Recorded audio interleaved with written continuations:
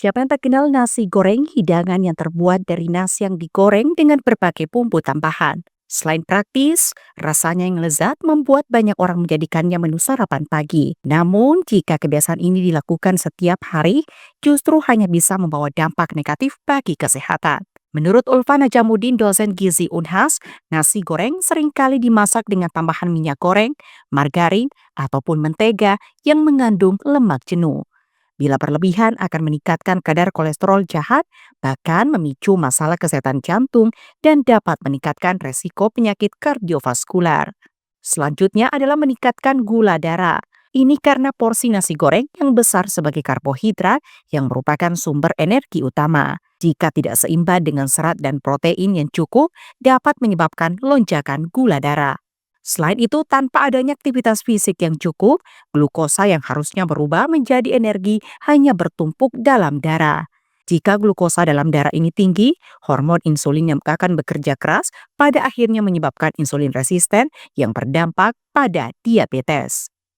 Perlu juga jadi concern itu adalah minyak yang digunakan, karena kan minyak yang digunakan itu biasanya minyak sawit, yang dimana minyak sawit ini adalah apa dia itu adalah lemak jenuh, yang dimana kalau kita konsumsi misalkan tiap hari dan secara berlebihan, apalagi kalau porsinya itu besar sekali, ya tentu saja akan punya efek ke kesehatan. Dimana kalau lemak jenuh ini, kalau dia itu bisa meningkatkan kadar kolesterol dan trigliserida dalam darah, dan kalau terus-menerus terjadi itu bisa berefek ke kesehatan, terutama konsumnya tidak begitu signifikan kelihatan, tapi lebih concern ke kandungan karbohidrat sama kandungan lemak yang saya tadi ungkapkan sebelumnya.